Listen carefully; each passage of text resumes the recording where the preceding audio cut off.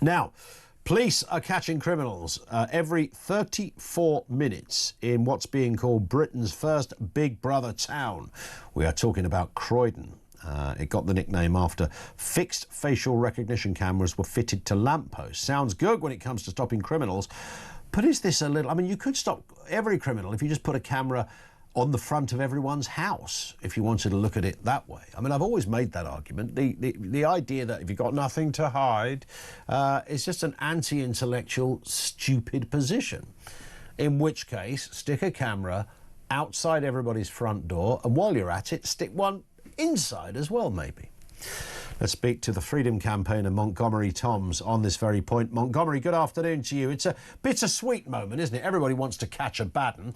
And apparently in the case of Croydon, they even caught one fella who'd been on the run for 20 years. You know, trebles all round down there at the police station when that happened. You know, great. However, it would be remiss, in fact, it would be completely irresponsible to not examine the technique by which these people are being caught, and that is crucial to a wider debate.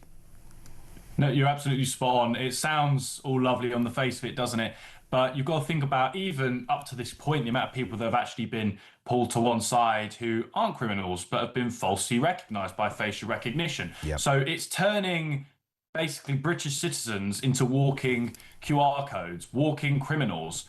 You know, I've always said, I may accept, you know, mass surveillance and facial recognition if we can have a camera in every single corner of Parliament, so we can watch every single MP and see what they get up to. And we can have proper insight into their lives. And I can guarantee they'll be the first ones to say we don't want it. Yeah. So, excuse me. So why are the British public any different? They're not. And this is a massive step in the direction of mass surveillance, more authoritarianism, more tracking, more tracing. We're seeing it with digital IDs, which they supposedly have U-turned on, but are still attempting to bring in regardless. And I'm not comfortable with it at all. And I suppose my final point would be, what do the states define as a crime? Because if you ask me, the past 5 years, we saw in lockdowns, people being arrested for mixing in a crowd of more than 2 people. I think that's ludicrous. I think that's outrageous. I think that's an unlawful arrest. So what does the state deem as a criminal these days? Is it because you post hurty words online? Does that deem you as a criminal? Is facial recognition going to pick you up because of a non-crime hate incident, though they've been thrown out? But nevertheless, historically, we've got culture in this country now of attacks on free speech. I don't trust the state. It's Orwellian. As I said, treats us like we're criminals, and it's anti-British, fundamentally anti-British. What do you say? I mean, there is an argument that you and I are just conspiratorial Luddites. We can't get with the programme, Montgomery. We're not up to date with what the kids are doing these days. You know, it's the way forward. We live in a digital world. We've got... Years and years ago, somebody said to me, I'd never ever thought about this before, but when they first started introducing addresses to people's homes, which I'd never considered at some point must have been a process. Apparently there was a bit of an uproar about that. You know, how dare you database where I live? It was seen as an infringement of liberty, etc. And of course the list goes on, from passports to fingerprints, God knows what else.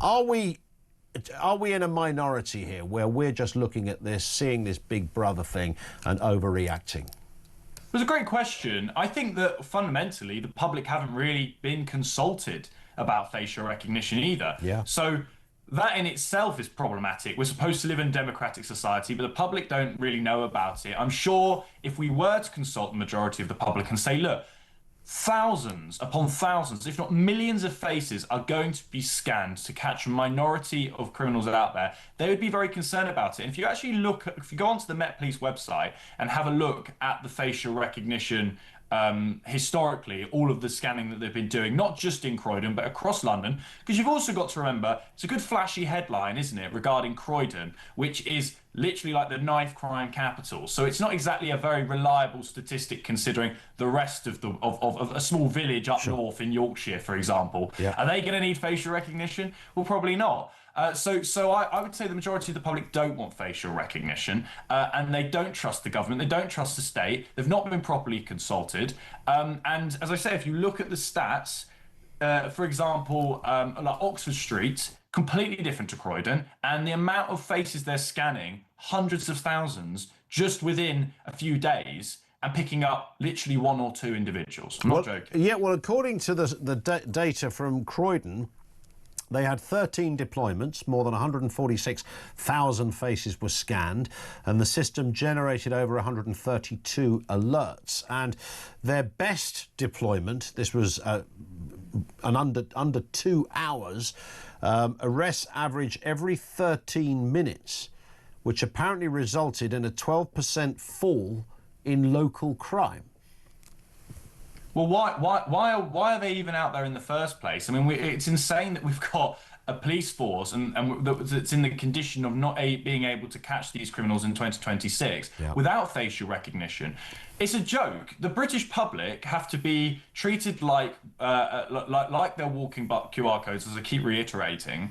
And we've but we've seen the police force for the past 10 years be endorsing huge Stonewall propaganda, I would call it, putting loads of money into DEI protocols, putting loads of energy into policing our tweets and non-crime hate incidents, rather than cracking down on this. Because of their failure, because of their inability to tackle crime properly, and because the funding being put in moronic directions around just woke ideologies, we then have to be attacked with being scanned and monitored all the time. And then there's the mission creep. So even on the surface, you could argue, oh, well, it looks okay because we picked up loads of criminals.